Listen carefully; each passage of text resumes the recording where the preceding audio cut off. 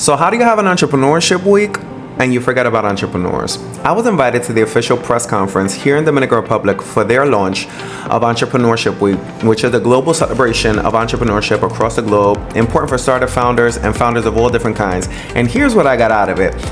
They forgot the entrepreneurs. My name is Jonathan J. Mentor, and I'm the founder and CEO of Successment. We engineer revenue for startups that are uninvited and underrepresented in the United States, Latin America, and the Caribbean. So check this out. Entrepreneurship is important, and even more important in developing economies like Dominican Republic. Events and promotion like Global Entrepreneurship Week, which is a global franchise, very important, very well intentioned, but so is the path to hell. It's paved by good intentions. So when you have a Global Entrepreneurship Week that measures metrics like number of speakers, number of press, it really grinds my gears. And I had an interesting conversation with Rudy Ganna, who is the representative that was leading this press conference from his wonderful startup co-working space called PyX here in Santo Domingo.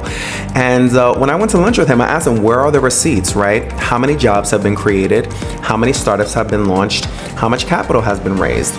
These were not metrics that I saw in the programming, and this was my way of raising awareness about the direction of what we're doing as an ecosystem here in the Dominican Republic, and it also points out the way that other developing economies and developed economies that are leading conversations on entrepreneurship are framing, measuring, and presenting entrepreneurship during Global Entrepreneurship Week.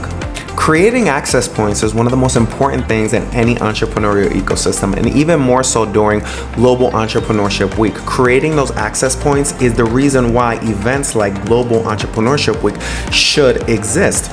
3 policy reforms that I've always argued for here in Dominican Republic that we can implement within the next 90 days between policy and banking are: number 1, create corporate governance for innovation and venture capital budgets and deployment. Where are those budgets? I understand that there are large banks within this economy that don't fear a lot of competition, but once the diaspora starts getting involved, Dominicans like me, once foreign competition or regional competition starts coming in, you're going to be scrambling to focus on, okay, how are we going to innovate to keep up with this? These kind of things already exist. Let's put policy in place in order to move that forward. Number 2, among the accelerators and incubation programs here in Dominican Republic, all I happen to see, and what the public will understand arguably, is come up with an innovation, come up with a good idea. No, we need a thesis. What is the goal? What is the direction? What problem are we solving? And do a call based on that. Is this a fintech incubator or accelerator? Is this an agrotech innovation center? Is this for tourism? This is the kind of technology that we're looking for, and this is the problem that we're trying to solve. That alone would clarify and improve the results of many of the accelerators here in the Dominican Republic who kind of operate inside of this little bubble. Number 3 would be digital nomad visas. Digital nomad visas are enormous because it would incentivize Dominicans from the diaspora or other digital nomads from all across the globe to contribute their talent, their intellectual property, their resources, and their capital here in the Dominican Republic. Those 3 policies alone, digital nomad visas, clearer acceleration and incubation thesis, and creating internal corporate governance for venture capital would phenomenally improve the chances of growing not only access but generating results for entrepreneurship rather than this kind of endless string of events. Another area of missed opportunity that was touched upon but not highlighted enough for me during the Global Entrepreneurship events here in Dominican Republic is the role of universities. There are, in my opinion, like the big 3 universities here in Dominican Republic. That's Pucamaima, Unive, and Intec. Intec and a few of the other ones are represented. They do a wonderful, wonderful job of cultivating talent and even some entrepreneurship here in the Dominican Republic. Each of them has an internal innovation center. I've had the pleasure of working with many of them on programming and doing some lectures, but the founders that they're producing, right? Not the business people, not the business leaders, but the founders who are leading change. They do not stay in Dominican Republic. What are universities doing within their alumni programs or their innovation centers to call them back, right? They go and they do these study abroad programs in Europe, or they go to the United States, or they do a number of different things, right? Or they enter the private or the public sector, which is great for prestige, but not great for economy building.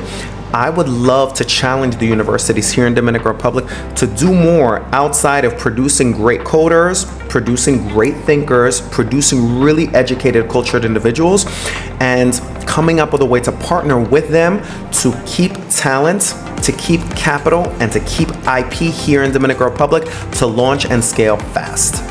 And this is my thing, and especially during an occasion like Global Entrepreneurship Week here in the Dominican Republic, my largest argument is we need to integrate more diaspora Dominicans. We need to incorporate more digital nomads. We need to incorporate more international talent in terms of building results and not reputation here in the Dominican Republic.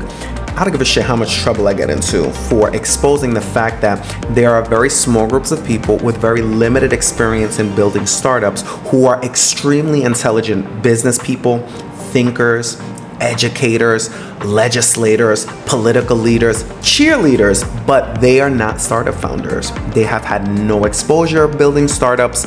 They have had no exposure in terms of building startup ecosystems. They have not been inside of accelerators, many of them, right? And if they have, they're not effective at causing change here in Dominican Republic, especially during Global Entrepreneurship Week. But these frameworks for advisories and these calls for experienced leaders from the startups, not your Dominican prince who went and studied at Wharton in the United States and then comes back to Dominican Republic, thinks they know something. That is a very academic way of thinking. And again, that has a place and a role and an opportunity within the startup ecosystem, but the priority should be on working with startup founders and members of the startup ecosystem and community here to build a more cohesive, effective, results and data-driven startup ecosystem that has economic impact and economic outcomes, rather than, again, lots of events, lots of talks, lots of programs, lots of cheerleading, no results. There was a big focus on influencer count, right? There was a speaker from the influencer community in entrepreneurship. There was a big panel on the program. The backgrounds when they were presenting about number of influencers and the follower count. And Rudy was able to clarify for me that it was his way, as a very seasoned entrepreneur who's had a lot of results with PyX and his other startup programs and startup projects in the past, that it was his bridge of, okay, how do we connect with the youth? And the youth is being connected through followers, right? We need kind of like a translator, and influencers amount to that. And that's all good and great, but we're gonna have to respectfully disagree here, Rudy, and the Jew team, because for me, I'm more interested in finding out through this, these ambassadors, these influencers, is how many of these founders here in Dominican Republic, through Global Entrepreneurship Week and other initiatives that we're doing to push entrepreneurship forward, how many of them are getting financing and how many of them are getting capital investments? How many of them are getting permits cleared to do their projects? How many are getting partnerships through Global Entrepreneurship Week? Or is it just networking? Is it just like we're all on stage and we're all talking about stuff, or we're all just discussing in circles and until the conversation gets good? I'd rather see how much, specifically from here in Dominican Republic, other developing economies, how much exportable IP has been registered? How much are we exporting in terms of digital services, applications, and that? And I want to see that being measured in terms of results of Global Entrepreneurship Week. And granted that the entrepreneurship ecosystem in Dominican Republic, the Caribbean, Latin America, it is developing, but I'd rather talk about the one or two or three intellectual property registered in the country, or the ones that are exporting digital services, rather than talking about influencer count and how important it is to connect communication bridges between those who have influence and those who are starting their startup projects. At Successment, we have two service divisions that respond to the needs of the ecosystem. That's Successment Venture Labs, which is where we do kind of one-on-one incubation, right? It's where we develop internally with founders their exportable intellectual property, their startup, whatever it is that's going to produce revenue results. And the other one is called Spark Studio, where we put programming together in partnership with different universities and different accelerator and incubation programs. And they've been largely ignored here in the Dominican Republic for whatever reason, because there is a small group of people who are leading those conversations, and they have absolutely no incentive to invite different thinkers and resources, especially from the diaspora, which is an underutilized resource here in the Dominican Republic, to the conversation and to the leadership table. But what would be more effective is inviting those diverse opinions and perspectives, because it has worked in diverse economies like the European Union.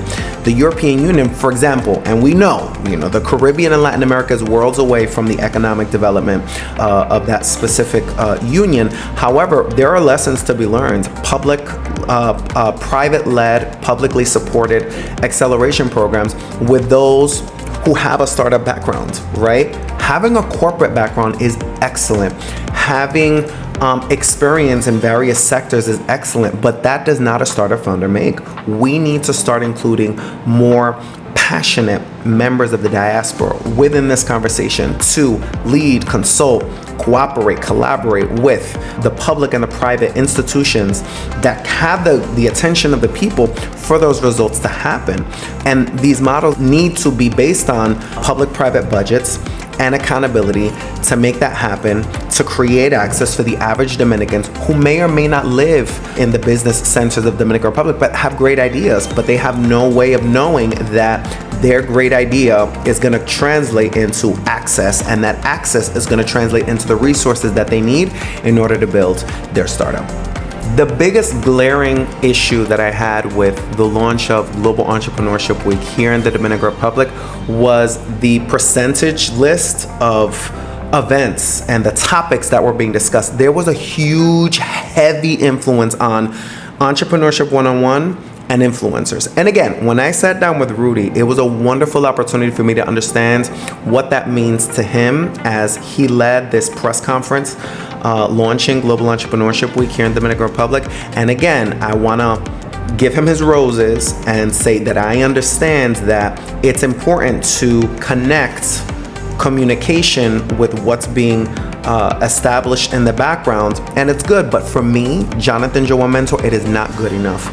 And the focus on events and talks and conference topics, workshops, if you will, around Entrepreneurship 101 and influencers needed to be shifted more heavily into topics like fintech, artificial intelligence, regulation, acceleration, raising capital. These are the things that move the needle for entrepreneurs. One thing is empowering youth for the sake of empowering youth, empowering universities for the sake of empowering universities. Another thing completely is empowering entrepreneurs to develop results. One of the things that I've noticed as well in conversations in developing economies, and it's not necessarily a bad thing, is that youth is synonymous with entrepreneurship. That's not true. Many youth are involved in entrepreneurship, but not all of them are. So if you have someone that doesn't consider themselves youthful, and they have a great startup idea, they may not feel invited to the table. So shifting that conversation from Entrepreneurship 101, the woo-woo feel-good, we're a startup and, we have all these programs and support and, we're going to invest $30,000, which goes absolutely nowhere in a startup budget, to actually discussing how to develop these technologies, how to raise capital locally, what regulation needs to be developed, what policies need to be challenged. This is what Global Entrepreneurship Week should have been anchored on here in the Dominican Republic, and that's what I argue for.